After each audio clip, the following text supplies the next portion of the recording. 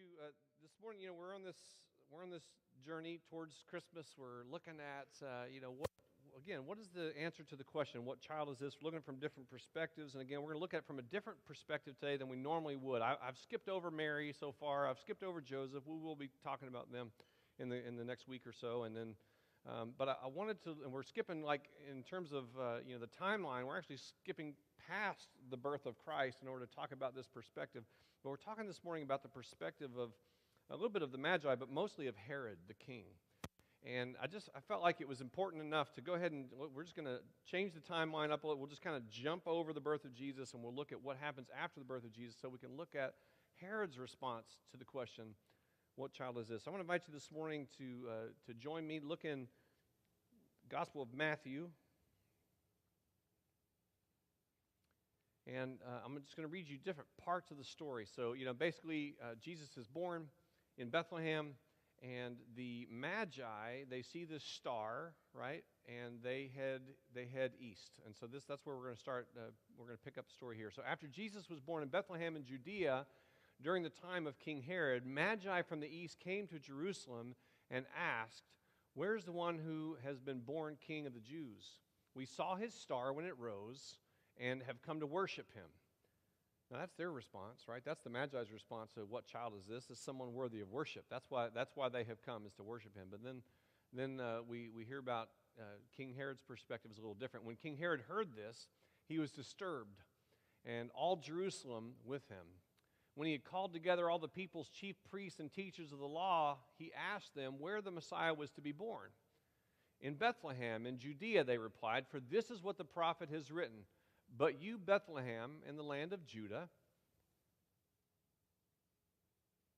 are by no means least among the rulers of Judah. For out of you will come a ruler who will shepherd my people, Israel." So he's quoting from one of the Old Testament prophecies. And then it says, "Then Herod called the Magi secretly and found out from them the exact time the star had appeared." Now at this moment, so he stops and he has this conversation with the Magi, and what he tells them is, he says, "Look, when you find him, what I want you to do is come back and tell me, on your way home, right, come back and tell me where he was so that I too may go and worship him," is what Herod says. But they get warned in a dream or in a vision not to go back the same way, because they knew that Herod really was threatened by Jesus, and that he wasn't just going to go and worship him. So they go home a different way, and they bypass Herod. So that's where we pick up here, this part of the story. When Herod realized that he had been outwitted by the Magi, he was furious, and he gave orders to kill all the boys in Jerusalem and its vicinity who were 2 years old and under, in accordance with the time he had learned from the Magi. So he learned that Jesus, had been born at a certain time, and then how much ever time had elapsed, it had been up to 2 years. He said, "Hey, I'm not going to mess around." Anyone between 0 and 2 in the area of Bethlehem, he had all of those babies killed. This morning we're going to talk about, Herod's perspective, Herod's answer to the question, what child is this, and what it means for us. Will you pray with me? God, we thank you for today. We thank you for the way that you love us. We thank you that your word still speaks to us, that you still show up, and when we listen, you still speak. And God, I pray this morning that you would speak to us in a different way, that you might challenge us by looking at Herod's perspective and what it is how he answered the question of what child this is, but also what that might mean for us, and maybe some healthier ways that we could answer the question ourselves. God, I just pray that more than anything that you'd either use me now to speak a word, or you would get me out of the way, and that you would speak a word in spite of me. I know these people didn't come to hear me talk. And we pray these things in Jesus' name. Amen. So they found gold in a new place this year. It's not the Klondike, it's not Alaska, it's not, California, Gold Rush, and none of that stuff, right? It's none of these places. It's not in the Bering Sea, if you're a fan of that show. It's none of those places. They found gold this year in the sewers of Switzerland. Sewers of Switzerland, I kid you not, I'm not making this up. They found these researchers who've done this, they've gone into the sewers. I don't know who had the idea to do this. They need to get their minds out of the gutter. They go and they search in Switzerland, and they find that 95 pounds of gold dust has been deposited in the last year in the sewers of Switzerland. 95 pounds. That's like $2 million plus of gold. They found $1.7 million worth of silver there and other precious metals, right? They all this kind of stuff. And their theory is that, it's all this gold dust from all of the watchmakers and the jewelers who there in Switzerland. And so, as they're doing what they do and they're shaving, they're carving, all this stuff, they have all this dust that gets, kind of shaved off of the gold that they're working with and eventually gets rinsed down the drain and it ends up into the sewers. $2 million a year of gold dust gets deposited in the sewers of Switzerland. Now, some of you at this moment, you're thinking to yourself, you couldn't pay me enough to crawl in the sewers of any city and get out my little sluice box or my little pan and pan to find, even if it was $2 million, you could just pay me the cash now. You could just give me $2 million, and I still would not go into the sewers of any city, including any country, including those of Switzerland. Some of you are on Priceline right now, trying to find cheap fares and a good hotel to stay in close by, because to you, it would be worth it if you could actually extract $2 million of gold out of the sewers of any place, right? So some of you think it's gross and it's disgusting, and some of you think, no, it'd be worth it. I've always wanted to see the sewers of Switzerland in the winter, right? And so you're on your way, you're packing your bags. If you're not here next Sunday, we will know where you are, okay? So for some of you, it is trash, and some of you, it is treasure, right? And that's just true of everything.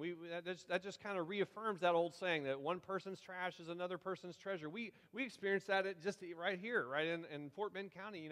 I know enough about you, and I've done this myself. I know enough about you to know that at some point, as you in your time here, you probably it's that piece of furniture that just didn't look good anymore. Maybe it wasn't worth selling, or you didn't really want to have to deal with the selling of it, and so you took it. Or maybe it's some electronic. Maybe it's one of those big TVs, the TVs that with the big back that that we used 20 years ago, like the really big, long, heavy ones. Instead of now you want to get the new flat screen TV, and so you don't want it anymore, and you set it out on the curb.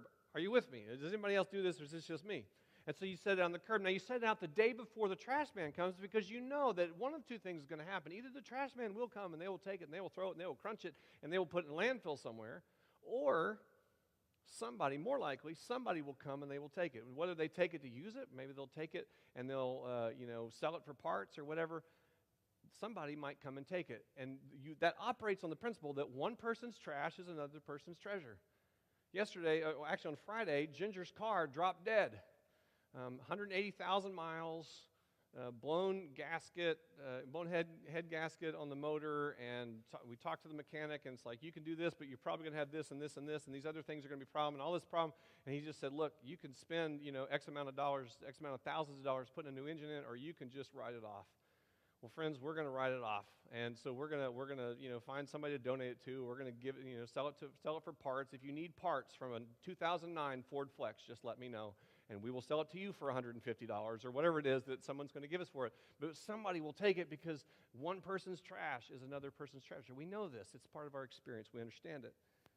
Now, certainly, friends, that still is true in every area of life, and it certainly was true of Jesus. Not everybody, we talked last week about Matthew. Matthew's perspective on what child is this was that this is the one that we've been waiting for, right? He's the king that we've been waiting for so long, and he's going to be the one, and he's the Messiah. And, he talks about his lineage through Abraham and through David and all the people that he was related to, all that. Matthew said, this is the one. But see, not everybody believed that Jesus was a treasure. Magi did. Right? You heard me read that in the story. The Magi believed that Jesus was a treasure. They believed it enough. They saw this star, and they come from the east, and they come and they follow the star until it settles down, and then they go and they find Jesus and they worship him. And not only do they worship him, which tells you what worth they ascribe to him, but they also give them gifts of gold and frankincense and myrrh, stuff they didn't have to take out of the sewers of Switzerland. And they brought it to him, and they handed it to him because they ascribed that kind of worth to Jesus. Their answer to the question, what child is this, is that Jesus is a treasure. They believe he was the fulfillment of the prophecies, and that's why they came to find him. Now, there are other people, like Herod. Herod's in the front of that line, who didn't believe the same thing. They didn't believe that Jesus was a treasure. In fact, Herod believed something completely different. See, Herod was a propped up regional king, right? And basically, he was king of what was left of the nation of Israel as it was ruled by the Romans. The Romans basically, they created these puppet kings in many of the areas where they went, especially in this area in the ancient Near East, because they knew that if they did that, just things seemed to go a little smoother. If people had the illusion that they were under some sort of self-control by one of their own, that things would go a little smoother, fewer uprisings here, a little bit less revolution over there, and so they allowed Herod to be the king over what was left of this regional power of Israel. That's who Herod was. He was this propped up regional king. But Herod, he looked and he saw, and what he heard those Magi say was that this was going to be a new king. This was going to be a Messiah king. And what Herod knew was that, that baby Messiah kings, it's a funny thing, baby Messiah kings, they grow up to be adult Messiah kings. And usually when adult Messiah kings look around and they see kings like Herod, they do away with kings like Herod. Herod knew the basic truth that there could only be one king. And he saw, as he looked into this manger, and he asked the question, what child is this? His answer was not that this was a treasure. His answer was the baby lying in that manger was a threat. He believed that Jesus would grow up. He believed that Jesus would try to eventually take his crown. He believed that Jesus was a threat to his political power. He believed that Jesus was a threat to his family. He believed that Jesus was a threat to his very life. That's his answer to the question of what child is this. That's what he thought how he answered that question when he looked in the manger. Now, friends, we can look back on that. We can look back on that and we can see that's a little bit absurd, right? I mean, first of all, this is a baby, right? So, certainly in his infancy, Jesus is no threat to Herod. But Herod was so convinced that Jesus was a threat that he actually, as you heard me read just a minute ago, he killed babies in Bethlehem and the surrounding vicinity, the surrounding towns, 2 years and younger. That's how convinced he was that Jesus was a threat. And that's what he was willing to do. So he was convinced that Jesus was a threat. But if we look at Jesus' life, I mean, we have the benefit of looking back in history, right? We have the ability to look back on Jesus' teachings. And when we look back on Jesus' teachings, we also realize this was absurd, because the truth is Jesus was basically a pacifist. Jesus didn't come to overthrow the regional puppet king of the Romans or even the Roman Empire. Every opportunity he had, when they tried to forcibly insert him as king, right? When they said, "Hey, Jesus, we want you to be our new king," Jesus walked away from that consistently and always. He never wanted that. He didn't want to be a regional puppet king. He didn't come to be the king of what was left of the nation of Israel. He did not come to take King Herod's power. Friends, Jesus was already the king of the universe. That other stuff was just too small for him. Jesus didn't come, he was no threat to Herod's political power. He was no threat to Herod's family. He was certainly no threat to Herod's life. Jesus was basically a pacifist. But just because Herod was paranoid, it doesn't mean Herod was wrong. I mean, just because he thought Jesus was trying to kill him or was going to eventually be out to kill him, it doesn't mean that he was wrong, that Jesus was a threat. Make no mistake, Jesus was a threat. Not in the ways that we traditionally think of threats, and no threat of violence, and no threat of violent overthrow or political upheaval or any of that stuff. Jesus didn't, like I said, he didn't want any of that. He was already the king of the universe. To become a regional puppet king would have been too small of a task. But the throne of Israel, the throne of what was left of Israel in that region at that time, under the control of the Romans, that was not the only throne that Herod sat on. You see, Herod sat on the throne of his own life as well, just like we do, right? I mean, Herod, somebody else had given him political power, given him some say-so, gave him a lot of wealth, he was able to abuse his power and use his power in all kinds of terrible ways if you ever read the history of who Herod was. But that was not the only throne he sat on. Herod also sat on the throne of his own life. And make no mistake, Jesus was a threat to that. Jesus did come to sit on the throne of our lives. not by violent overthrow, right? He doesn't come and he doesn't take anything from us, but he does invite us to give it to him. He does invite us to invite him to be king of our lives. So he was a threat in some ways, just a little different. Herod knew there could only be one king of that region of the world, but what Herod may not have seen was that there also could only be one king of his life. So last summer, this past summer, Burger King started their first ever franchise in Belgium. Okay, so some of you may have seen this story back in like June. I think this one happened, and they were starting their first Burger King store in Belgium. They were trying to make a big deal out of it, trying to get all this attention. So they did. So they did an ad campaign, and in the ad campaign, their basic tagline for the ad campaign. What you need to know about Belgium is Belgium already has a king, right? Belgium has a king. King Philippe is his name. And so what Burger King did was that in order to get attention and really kind of play up this first ever Burger King in Belgium, they decided that they would launch this tagline: 2 kings, only 1 crown, who should reign? And I'm not making this up. That they invited people to vote as to who should be the king of Belgium: King Philippe or the Burger King. Not making this stuff up, right? And so they launch this social media campaign, and they're encouraging people to get on the internet and vote and do all this kind of stuff.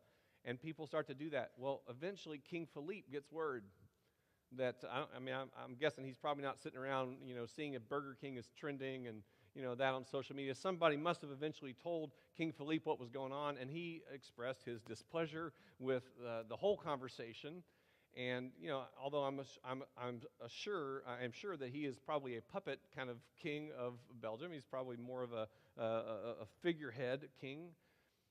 He expressed his displeasure, and eventually he did that enough and loudly enough that Burger King surrendered. Basically, they ended up and they put this ad out there. It was actually in French, but it basically says there is no place for 2 kings in Belgium, and then they put their logo with no king underneath it, right?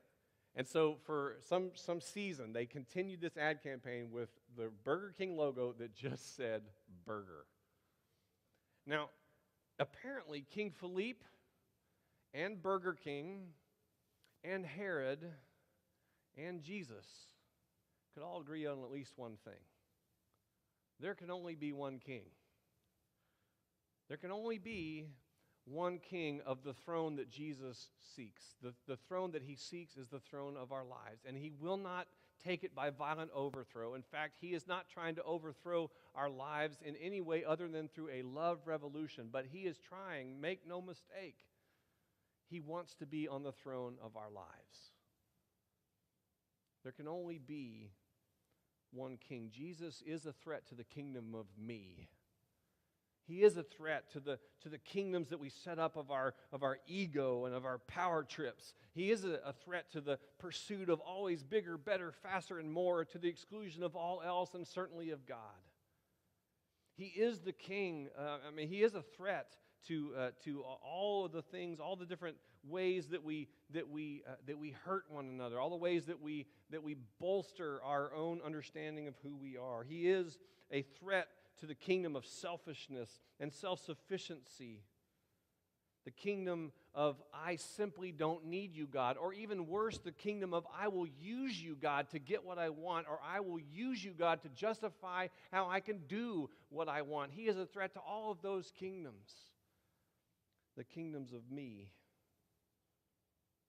It's the kingdom where I say to God, God, there can only be one king. And I'm sorry, God, but there's no room for you on my throne.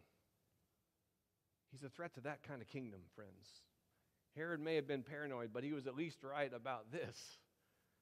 That Jesus, although he didn't want Herod's political power, and he was no threat to his family or to his life, he did want to sit on the throne of Herod's life, just like he wants to sit on the throne of ours. What child is this? This is the kid. If you don't believe me that Jesus is a threat to our kingdoms of me, just go back and flip through the rest of the Gospel of Matthew this Christmas, right? Look and see some of the things that Jesus says. Jesus says in the Gospel of Matthew, he He says, no one can serve two masters. You can't, because you're either going to love this one and hate this one, or you're going to love this one and hate the other one. He says, in the same way, no one can serve both God and wealth. What child is this? This is the child who, when he grows up, he's going to say, if you want to be greatest in the kingdom of heaven, you have to be the least. If you want to be a master in the kingdom of heaven, you have to be a servant down here. If you want to be first in the kingdom of heaven, you have to be last down here. If you want to find yourself, he says, don't go around looking, don't search around looking for yourself. No, if you want to find yourself, he says, you have to lose yourself. He says, even when you're sitting on the throne of your own life and somebody slaps you with an insult, he says, you're going to want to slap them back, but I tell you, you should turn the other cheek. When somebody forces you to walk 1 mile, you're going to want to spit in their face and tell them no, but I tell you, don't just walk the first mile, but walk the second mile as well. He says, when you're sitting on the throne of your own life and somebody comes and they try to take your jacket, you're going to pull it, and you'll pull it so hard that you guys will tear the jacket in half. I tell you that you should give them the jacket, and not only the jacket, but the shirt off your back. Jesus has come to be a threat to our little kingdoms of me. What child is this? This is the child who will grow up to teach us how to decrease so that he can increase in our lives. Now, friends, Herod's response was to actively oppose Jesus. His response was to try to kill the 2-year-olds, to actually kill the 2-year-olds in that vicinity. His response was to oppose Jesus at all costs. Now, that's one way.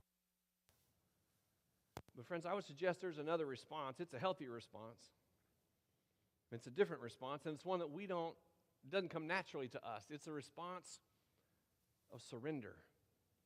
See, most of us, we're never going to, if you're in this room, you're probably not opposed to Jesus. You might be skeptical of Jesus. You might be in love with Jesus. You might be interested in Jesus. You might be seeking Jesus. But you're probably not opposed to Jesus. I could be wrong. There may be one or two. But most of us are not going to oppose Jesus the way Herod opposed Jesus. But friends, I would tell you that as Christians, sometimes what we do is worse. Because what we do, when we don't want to let Christ be the king of our lives, we don't oppose him. We just ignore him. You see, it's easier to come in here and pray some prayers and sing some songs. And as painful as I know it is to listen to some guy talk for 25 minutes or 30 minutes, it's easy for us to kind of go through the motions. We'll even write a few checks and do a few nice things. But when it comes to the real stuff, where Jesus really wants to be in control of our lives, when he really wants to be involved in our decisions, or to teach us, or to help us, or to give us wisdom or discernment or direction, when those things really happen and when it really costs us something, we just ignore him. We'd rather just do what we want to do. Yeah, God, I believe in you. I love you. I trust you. That's what we want to do. We want to say, I believe in Jesus. I love Jesus. I trust Jesus. But when it costs us something, we just ignore it. I believe in Jesus. I trust in Jesus. I love Jesus. I follow Jesus. And then we get that invitation, students, to that party where you know that you're going to end up doing things that you really know that wouldn't be what God would want you to do. We say, I love Jesus, I follow Jesus, I trust Jesus, and then he asks us to forgive someone who's hurt us. I love Jesus, I trust Jesus, I follow Jesus, and then he asks us to share our gifts, our talents, our treasures. He invites us to do all these different things, and friends, it's worse sometimes. Because we play the game, and we say the words, and we pray the prayers, and we sing the songs, and then we just ignore him with the rest of our lives. Make no mistake, friends, there is a different way. Herod thought that Jesus was trying to take his life, but Jesus was actually trying to give Herod life, just like he's trying to give us life. Herod thought Jesus was trying to steal his power. No, Jesus was trying to channel his power and to use his power for kingdom purposes. Herod thought that Jesus was trying to overthrow his kingdom with a violent revolution, but Jesus was trying to overthrow his heart with a love revolution. Friends, in the end, we can surrender. There's something else that we can do. We can wave the white flag. We can say, God, you know what? I am sick and tired of being sick and tired. I'm sick and tired of accomplishing all the damage I have accomplished by just doing things my own way. We can say to God, God, I have scratched and clawed and climbed to get where I am. I'm on the top of the mountain. I look around, and is this really all there is? God, I'm sick and tired of having everything, but having nothing. Friends, we can surrender. And that's a moment. There's a moment of surrender, but then there's a lifetime of surrender. Every decision, every moment is an opportunity to surrender. That's what Jesus invites us to. In the end, there's only one king. There's only room for one king. And it's not going to be King Philippe, and it's not going to be King Herod, it's not going to be King you, it's not going to be King me, and I promise you it's not going to be King Burger. Friends, at the end, there can only be one king. And if he's going to be the king, we have to surrender ourselves to his lordship. We have to surrender ourselves. We have to abdicate our own throne so that he may sit on the throne of our lives. There can only be one king, and that king is King Jesus. What child is this? This is King Jesus. The question for us is, will we surrender?